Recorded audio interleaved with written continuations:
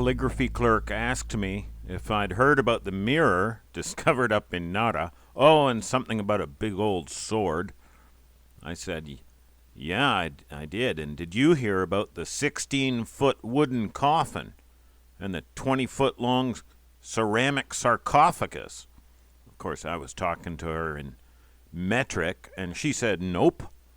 The Japanese media ain't reporting any of that. So, early leaks from probably overeager undergraduate free labor are getting plugged.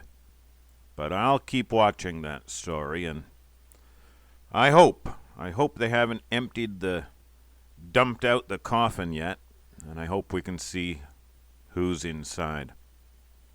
Continuing up the mountain, Bingo-Akasaka, with my friend Yuki, we came to the graveyard with its horizontal X timber structures where I heard the wood knocks deep back in the woods last August.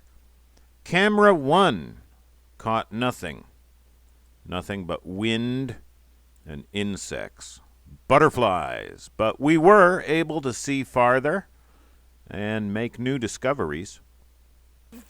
Careful thorns. It's still there.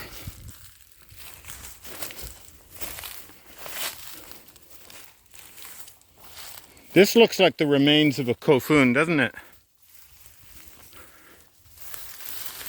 For sure it is.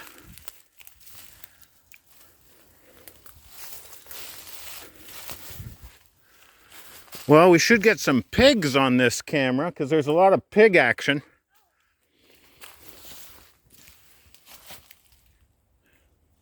More kofun ruins here.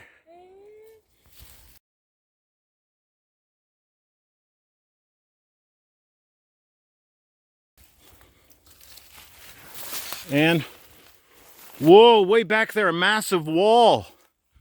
You can't see it in summer. You see it? Okay, here's the camera.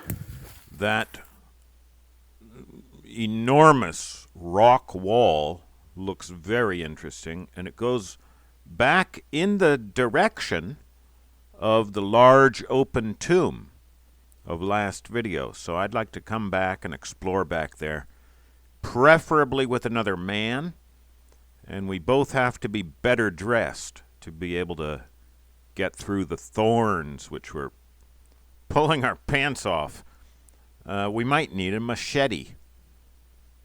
On to camera 2. Higher up on the trail, where I think we found a hibagon footprint, also last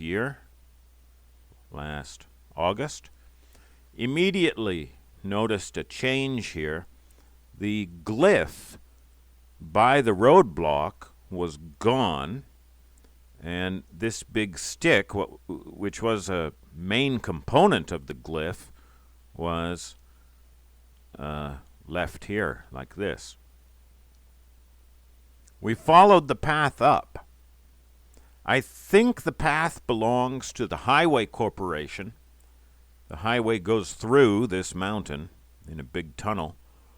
Or it might belong to the Hiroshima Prefecture Electric Company. The path was recently cut back, recently trimmed, very nice for us. Along the way, though, we found 7 or 8 roadblocks or obstructions going right across the path. So it kind of looked like the highway company or the electric company came through here trimming and clearing the path, and then someone didn't like that and set up these roadblocks. Because I can't imagine the maintenance guys coming through here, trimming all the sides, trimming the grass, and leaving those roadblocks or obstructions. Tree snaps. This one off trail in the bush. This one right in the middle of the trail. I'm not the tallest guy, but even if you could reach this high, 240 centimeters, 7 feet 8 inches, Even if you can reach that high, you have no strength with your arm extended up there. We found a lot of tree snaps, and they tended to point diagonally generally toward the trailhead that we entered and into the interior of the mountain. But at least one pointed the opposite way toward the outside, toward the perimeter of the mountain. So, I don't know. Make of that what you will. Oh, obstruction. Someone snapped a tree into 3 pieces and dumped it in the middle of the trail. A possible glyph. Can't imagine these sticks just landing like this. More obstruction.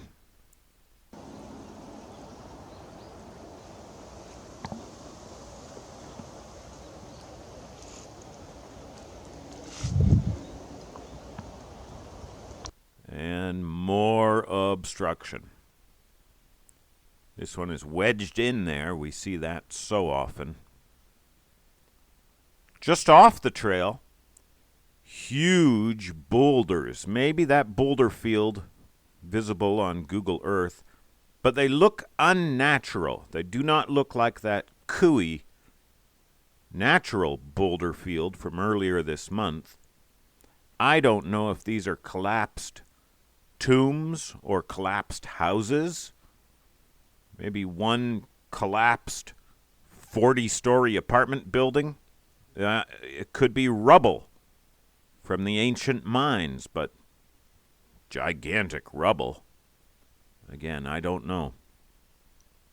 Come back and explore more. We got to a really big general obstruction, and all around us, a lot of breakage. Now, so far, we'd been stepping over or crawling under roadblocks. Kind of pushing it, but going on further just didn't feel right. Going on further would have been really pushing it.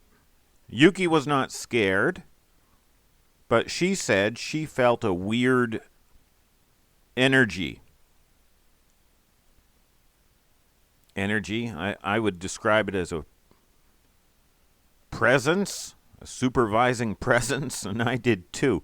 And it was non-threatening, I have to say, but hair-raising, kind of electric. And we thought, let's not be jerks and outstay our welcome. Now, I'd been declaring our friendly intentions all the way, talking, as I do. Hello, guys. Hello, hibagon. We're your friends. We're just here to have a look around, and then we're going to leave. We're not going to be too long. And it's important that we not just talk the talk, but also walk the walk. So, large general obstruction. Okay, the scene of a big commotion. We're already inside several roadblocks. Yeah, we thought it was time to say thank you very much and get back to our own kind. But yeah, I think we should turn around. Turn around. Run away. Run away.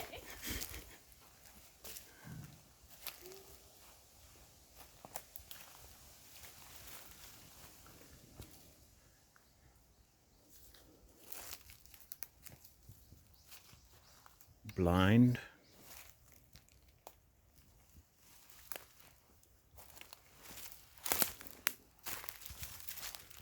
So much activity here.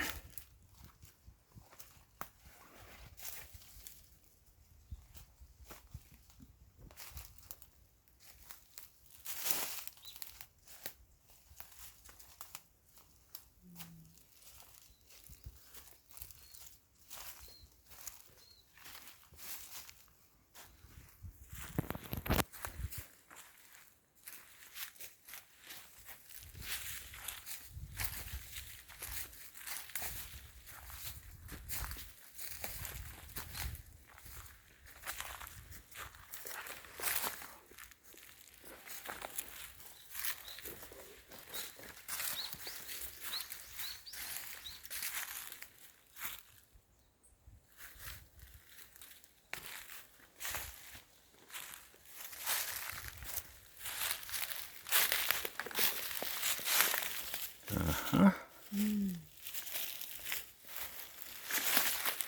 Well, by now I'm sure you can see repeating patterns too, eh?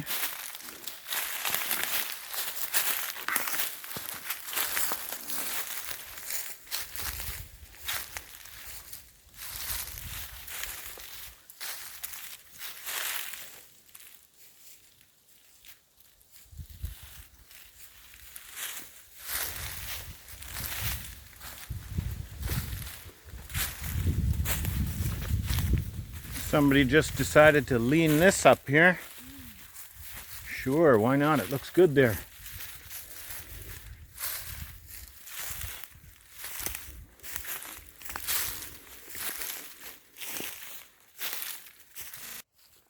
Okay, guys, wild pig trail here.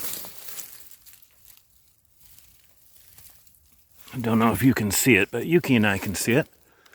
And that might give some context to this hanging in the tree on the left-hand side. Possibly this also. And pig trail again on the right side. This busted tree snapped and left like this. I mean, those could be markers. Don't want to read into it, but that's what's here.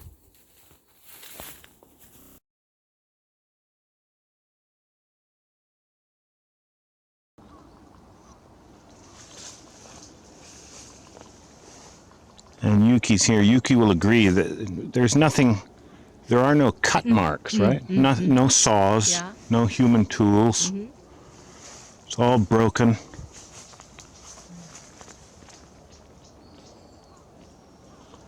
This definitely could be an ambush blind right on the trail.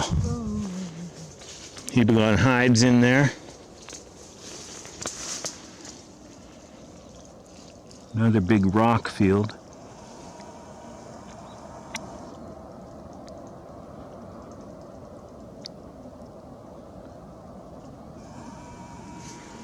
And when pig runs along here, bam!